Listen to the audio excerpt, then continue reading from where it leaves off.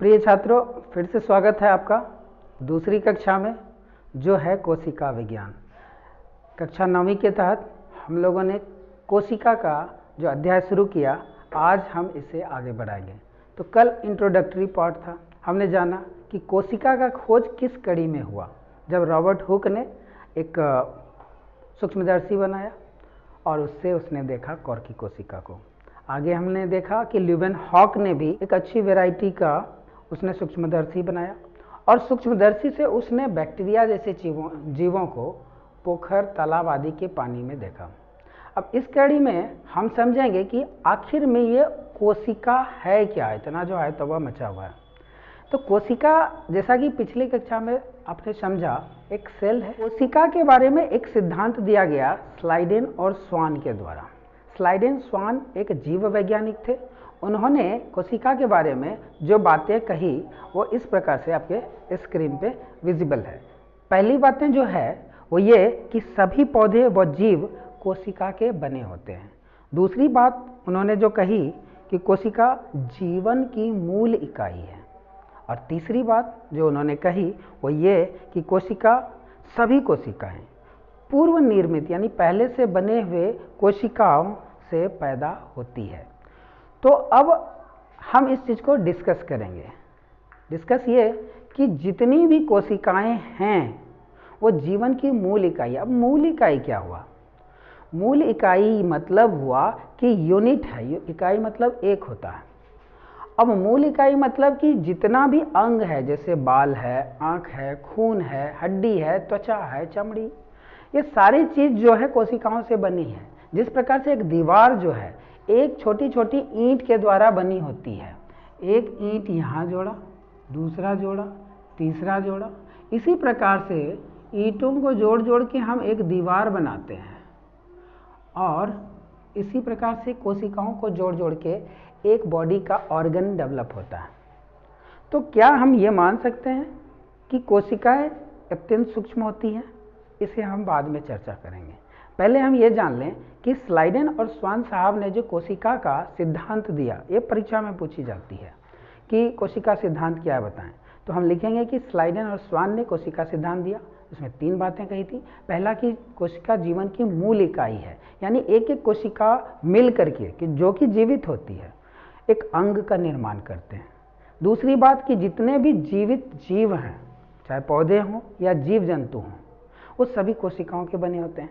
तीसरा सिद्धांत उन्होंने दिया था ये कि जितनी भी कोशिकाएं हैं वो अपने पहले से बनी हुई कोशिकाओं से ही पैदा होती है। इसे ही कोशिका सिद्धांत कहते हैं। स्लाइडेन स्वान जी के द्वारा दिया गया था। अच्छा, अब हम बात करेंगे कि ये कोशिकाएं जो छोटी छोटी सेल्स से बनी होती है, तो ये सेल क्या आंखों से दिखाई नहीं देती? तो हाँ भी और नहीं भी। नहीं इसलिए कि जब कोशिका एक सेल वाला हो, कोई जीव हो, यूनिसेलुलर उसे कहते हैं, यानी एक कोशिकीय जीव जिसमें सिर्फ एक ही कोशिका हो, आंख से देख पाना मुश्किल होगा। जैसे कि अमीबा, पैरामीशियम, इसके अलावा क्लेमाइडोमोनास, ये सारे कुछ जीव हैं जो एक कोशिका के हैं, खुली आंखों से नहीं दिखाई देंगे, माइक्रोस्कोप में देखना होगा, जैसा कि ल्यूवेनहॉक साहब ने देखा था। अब कुछ कोशिकाएं तो बहुत बड़ी बड़ी होती हैं। शुतुरमुर्ग का अंडा सबसे बड़ा कोशिका है।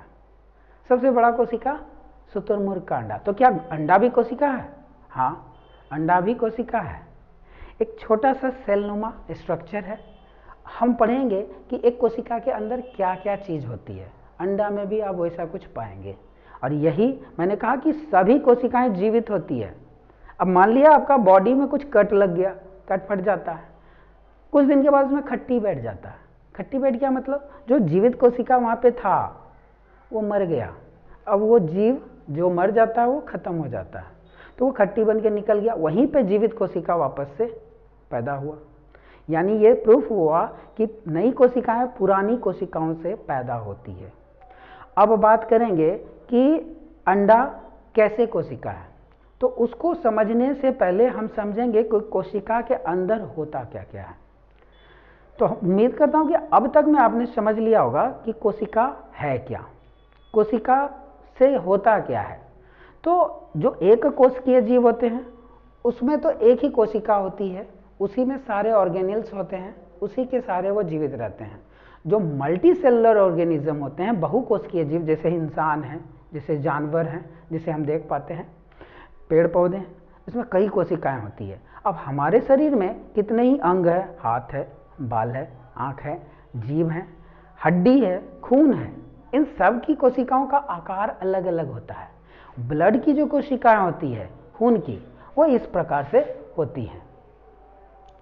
उसी प्रकार से हर एक अंग की कोशिकाएं अलग अलग प्रकार की होती हैं। आगे हम समझेंगे कि सबसे लंबी कोशिकाएं न्यूरॉन्स की होती है। बॉडी में न्यूरॉन्स होती है, तंत्रिका तंत्र कहते हैं। तो न्यूरॉन की कोशिकाएं सबसे लंबी होती है। और अब हम ये जानेंगे कि कोशिका अंदर से कैसा दिखता है। मानव कोशिका, या हम इसे जंतु कोशिका कहें बेहतर होगा। तो जंतु कोशिका और पादप कोशिका, क्या दोनों में अंतर भी है? क्या क्या चीज़ें हैं जो समान होती हैं? और कोशिका कैसे एक बड़े जीव को स्ट्रक्चर प्रदान करती है? तो इसके लिए हम जानेंगे कि कोशिकाएं पहले होती कितने प्रकार की हैं। तो कोशिकाएं होती है भाई दो प्रकार की। एक कोशिका तो होगी प्रोकैरियोटिक और दूसरे का नाम है यूकैरियोटिक। तो दोनों में डिफरेंस क्या है? तो डिफरेंस आपके स्क्रीन पे इस प्रकार से है। पहला ये कि प्रोकैरियोटिक कोशिकाएं आकार में बहुत छोटी होती हैं। ये 1 से लेके 10⁻⁻⁶ मीटर तक होती हैं।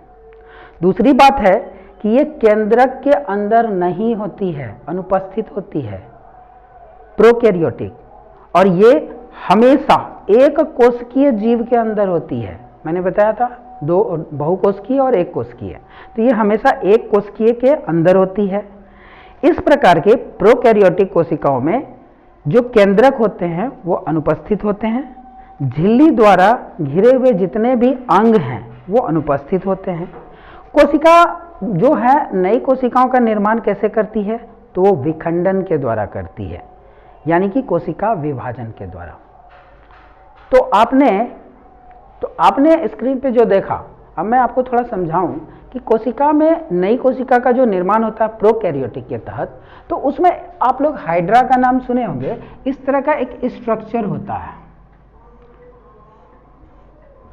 इस तरह का स्ट्रक्चर होता है हाइड्रा का, ठीक है। अब हाइड्रा क्या होता है, इसमें अगर दूसरा हमको कोशिका बनाना है, दूसरा हाइड्रा, तो बडिंग के द्वारा, बडी मतलब एक पेड़ में जैसे कली निकलती है, तना निकल आता है, उसी प्रकार से इसमें एक छोटा सा बडिंग होगा। बाद में ये टूट जाएगा, यानी इससे अलग हो जाएगा। एक कोशिकीय जीव है। अब यहाँ से हम एक चीज देख पा रहे हैं कि अंडा ओवल होता है, कोशिका है, ये तो लंबा है भाई। तो इससे ये साबित ये भी हो रहा है कि कोशिका का कोई फिक्स आकार नहीं है। जनरली प्लांट की कोशिकाएं चौकोर होती हैं, कई बार जंतु कोशिकाएं गोल या ओवल शेप में, अंडे के शेप में दिखाई जाती हैं। तो कोशिकाओं का आकार बहुभुज आकृति में भी होता है, बहुभुजाकार, लंबा भी होता है, और इसके आकार स्तंभाकार भी होते हैं, सिलिंड्रिकल भी होते हैं। तो इस प्रकार से ये अलग हो जाएगा इससे, और एक नया कोशिका तैयार होगा। इसको बडिंग मेथड कहते हैं। ये यूनिसेलुलर में होती है। किसकी बात कर रहा हूं? तो प्रोकैरियोटिक कोशिका की बात कर रहा हूं। ये एक कोशिकीय जीव में पाया जाता है। इसके अंदर मैं यहां पे ड्रॉ कर दूं फिर से। ये मान लिया जाए कि ये एक कोशिका है। इसके अंदर में केंद्रक जो होती है, केंद्रक, ये केंद्रक की अनुपस्थिति होती है, केंद्रक नहीं होती है इसमें, केंद्रक झिल्ली भी नहीं होती है, और यही इसकी खास पहचान है। अब बात करेंगे हम, मैं इसे वाइप करूं,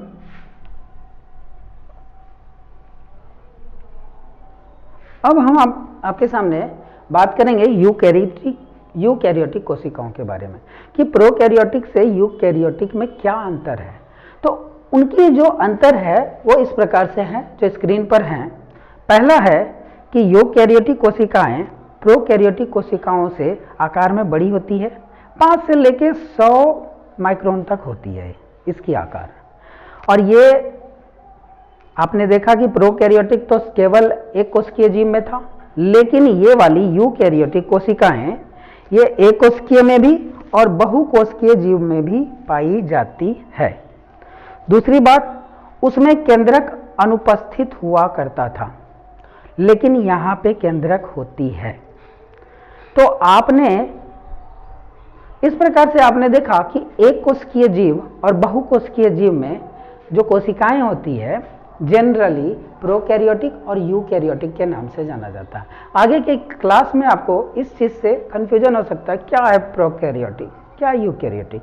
तो आप ये समझ लीजिए मोटा मोटी कि जिस सेल के अंदर, जिस कोशिका के अंदर ये केंद्रक नहीं होगा तो बोल देंगे कि भाई ये प्रोकैरियोटिक कोशिका है, प्रोकैरियोटिक।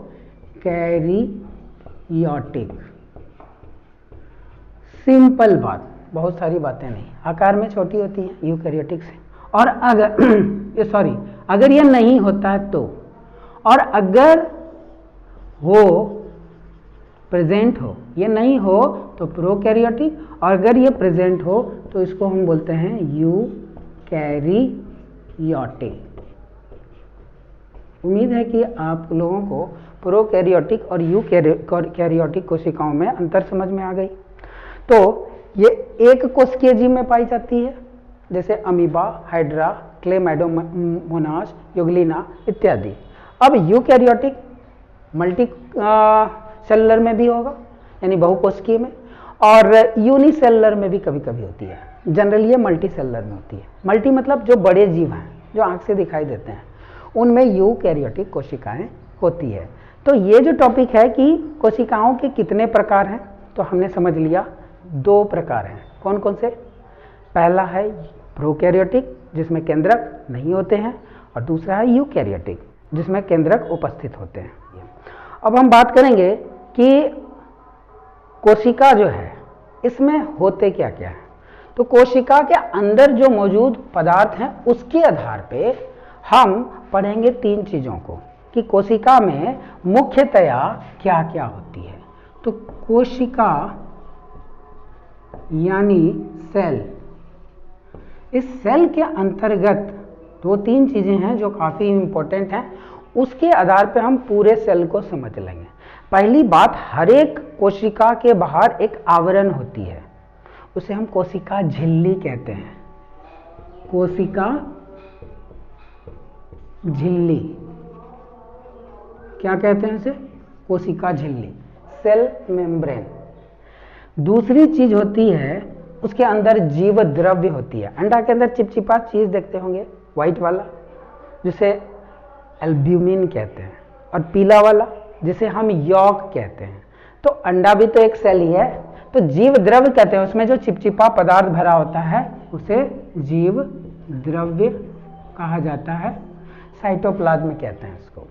इसके अलावा तीसरा जो महत्वपूर्ण चीज कोशिका में है वो है केंद्रक। उसका केंद्रक आपने देखा, जिसे न्यूक्लियस कहा जाता है, ठीक है। तो इन 3 चीजों के आधार पर ही हम पूरे कोशिका को समझेंगे। इसके अंदर काफी चीजें हैं, ऐसा नहीं कि यही 3 चीज है।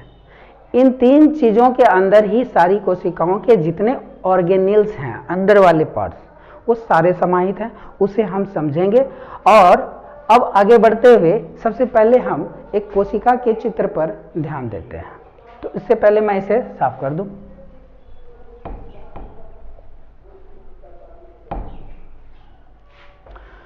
तो अब एक कोशिका यहाँ पे चित्र दिया गया है। अब कोशिका के अंदर हम देख पा रहे हैं कि कुछ चीजें हैं जो, जिसमें कि कोशिका झिल्ली है, जिसके प्लाज्मा झिल्ली भी कहते हैं। और यही चीज अगर हम प्लांट सेल में देखें, पौधे की कोशिका में, तो कोशिका भित्ति से ये झिल्ली घिरी हुई होती है। आगे अगर हम जानेंगे कि इसके अंदर क्या क्या चीजें होती है, तो हम पाएंगे कि कोशिका के अंदर कोशिका द्रव्य में गोल्जी उपकरण होते हैं, माइटोकॉन्ड्रिया होती है, माइटोकॉन्ड्रिया के बाद में राइबोसोम होते हैं। इसके अलावा ये जो दानेदार रचना है, कुछ स्ट्रक्चर घुमावदार, इसे अंतर्द्रव्य जालिका कहते हैं। ये 2 प्रकार की होती है, एक तो चिकनी होती है ये वाली, दूसरी खुरदरी होती है, जिसको कि हम कहते हैं रफ एंडोप्लाज्मिक रेटिकुलम, और पहले वाली को, चिकनी वाली को हम कहते हैं स्मूथ एंडोप्लाज्मिक रेटिकुलम। इसके अलावा लवक होते हैं। ये लवक जिसको प्लास्टिड्स कहते हैं, हम इसे डिटेल से पढ़ेंगे, जिसे हम कहते हैं कि ये प्लांट सेल्स में ही यानी कि पादप कोशिकाओं में ही पाई जाती है। अब इसके अलावा हम उसमें देखेंगे कि कुछ बाह्य झिल्ली व अंतर झिल्ली भी होती है। पादप कोशिका की बात करें तो एक बड़ी सी रिक्तिका होती है जिसे वैक्यूओल्स भी कहा जाता है। उसमें थाइलेकॉइड, पेटिका, ग्रेना इत्यादि चीज़ें पाई जाती हैं।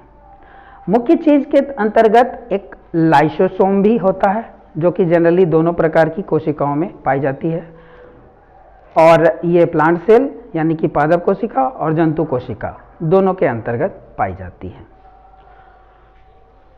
तो अब इन स्ट्रक्चर के आधार पे आपने समझा कि क्या क्या चीज़ें हैं। आगे की क्लास जो होगी, नेक्स्ट क्लास जो होगी, उसमें ये सारे चीज़ों का अलग अलग विस्तृत वर्णन किया जाएगा कि भाई माइटोकॉन्ड्रिया अलग से पढ़ा जाए, उसका फोटो कैसा होता है, क्योंकि एग्जाम्स में पूछ देता है माइटोकॉन्ड्रिया का चित्र बताइए, इसके कार्य बताइए, ये क्यों इंपॉर्टेंट है। इसके अलावा लाइसोसोम क्या है, लाइसोसोम के बारे में कुछ बातें बताइए, राइबोसोम क्या होता है, एंडोप्लाज्मिक रेटिकुलम क्या होती है। तो सब के बारे में हम लोग अलग अलग अगले क्लास में जानने समझने की कोशिश करेंगे। उम्मीद करता हूँ अब तक का क्लास आपको समझने में परेशानी नहीं हुई होगी। इसी प्रकार से हम अपने क्लास को कंटिन्यू करेंगे। आप इसी प्रकार से हमारे साथ बने रहें। चैनल को सब्सक्राइब नहीं किया तो ज़रूर कर लें। इसे अपने दोस्तों के साथ जितना हो सके शेयर करें। आपका चैनल है, ग्रो करें।